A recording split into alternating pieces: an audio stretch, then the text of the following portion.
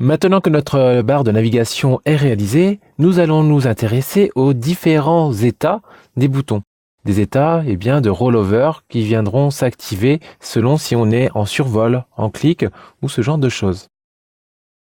Nous allons donc pouvoir imbriquer dans chaque symbole ces différents états. Donc pour commencer, je vais venir ici sur mon symbole du bouton d'accueil et puis on va commencer à changer ses attributs colorés. Donc par exemple ici, je vais partir sur un bleu et puis je vais changer en blanc ici la couleur du texte. Donc ça c'est pour, on va dire, l'état relâché et on aurait envie d'avoir une surbrillance lorsqu'on viendrait passer la souris ou simplement cliquer sur le bouton. Donc pour cela, je vais sélectionner le rectangle et faire un CTRL-C, CTRL-F qui équivaut aux éditions copier et puis coller devant, donc exactement au même positionnement.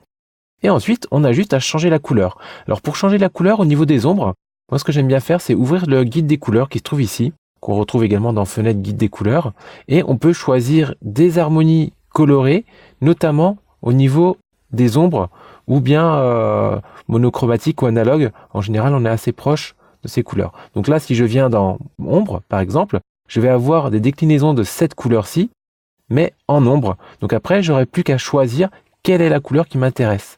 Donc là, typiquement, je vais juste prendre la couleur juste à gauche, comme ceci. Je vais développer maintenant dans mon panneau ici calque pour retrouver ici mon texte accueil et je vais pouvoir renommer mes deux états. Donc ici, j'aurai un état lorsque j'aurai le clic. Et puis, si je sélectionne ici l'œil, j'aurai l'état ici relâché.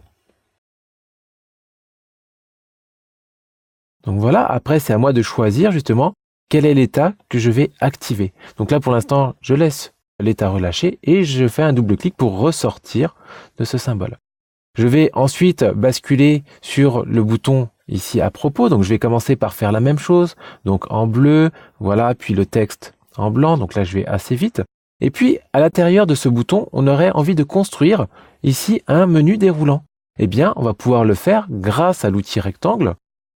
Je laisse les repères commentés activés pour m'aider à aligner parfaitement.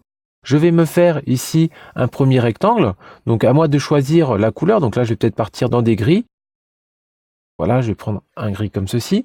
Je vais ensuite reprendre la flèche noire. Donc là, j'appuie sur V, qui est le raccourci de la flèche noire, pour rebasculer dessus. Et puis, la touche Alt, je peux dupliquer. Donc Alt et majuscule pour aligner et dupliquer simultanément. Puis là, je peux changer la couleur. Puis je vais peut-être reprendre celui-ci et de la même façon, Alt majuscule pour le dupliquer. Donc je pourrais, comme ceci, continuer et avoir plus de rubriques.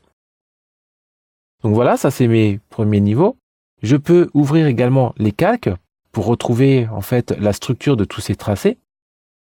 Mais moi, ce qui va m'intéresser, c'est peut-être de faire un symbole autonome pour les menus déroulants, ce qui me permettra après, dans n'importe quelle rubrique, de glisser le symbole et de les imbriquer. Donc là, je vais faire glisser ceci en tant que symbole. Donc là, je vais l'appeler menu déroulant. Je vais bien penser à le positionner en tant que graphique et pas forcément aligné sur la grille en pixels. Ça ne m'intéresse pas réellement. Je fais OK. Et là, maintenant, dans les calques, vous allez voir que ça a pris le nom, en fait, du symbole. Donc là, menu déroulant, d'ailleurs, si j'ouvre un petit peu, voilà, on verra bien son intitulé. Et puis, on va également ici faire les deux états, comme tout à l'heure, au niveau du rectangle du menu à propos. Donc là, je refais un copier, CTRL-C, puis CTRL-F, comme tout à l'heure, pour changer justement l'état. Donc je reclique à chaque fois ici pour revenir sur ma couleur de base et venir sélectionner mon ombre. Donc là, pareil que tout à l'heure, je vais les renommer. Donc là, ça sera pour l'état du clic, et puis ici, pour l'état relâché. Et puis, comme je n'ai pas forcément envie pour l'instant de présenter avec le menu déroulant, je peux à tout moment le masquer, comme ceci. Et maintenant, je peux ressortir avec échappe, la flèche ou un double clic ici. Je vais donc continuer sur les deux autres. Donc je viens faire un double clic ici sur le panier. Et voilà, je remets la couleur, le copier-coller devant, je change la couleur de l'état, je fais passer le texte en blanc. Voilà, alors vous voyez, petite astuce, moi j'aime bien faire ça pour prendre du blanc.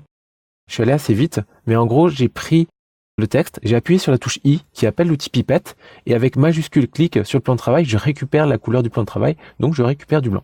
Donc voilà, ça c'est plutôt une petite astuce personnelle, mais je trouve que c'est assez pratique. Donc là, comme tout à l'heure, maintenant, il me restera ici à décider de renommer ici mes différentes étapes. Donc ici pour le clic et ici pour relâcher. Voilà. Et idem pour le dernier, pour le contact. Donc je reviens de nouveau faire le double clic.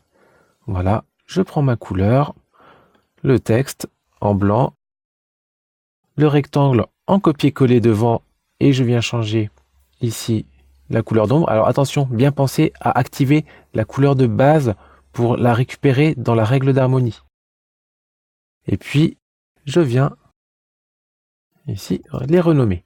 Donc clic et relâcher.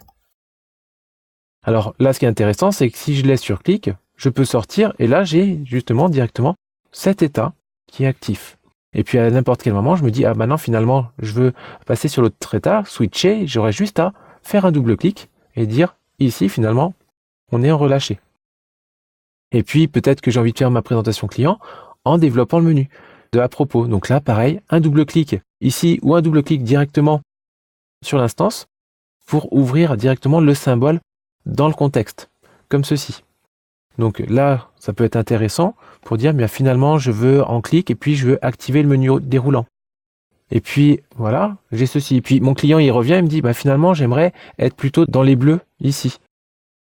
Eh bien ok, pas de problème, puisque mon symbole, il est imbriqué à l'intérieur du bouton à propos, mais il se trouve ici, mon menu déroulant, il est autonome. Donc j'aurai juste à faire un double clic ici, et puis modifier les couleurs. Donc là, je sélectionne les deux couleurs, voilà, et puis je me remets plutôt dans la couleur de base de mes bleus. Je reviens ici dans mes ombres, voilà, comme ça je serai peut-être plus cohérent ici avec mon menu. Donc à moi de choisir justement quel sera l'état et le graphisme le plus approprié. Donc voilà, nos différents états de boutons sont prêts et pourront également être exploités dans d'autres logiciels.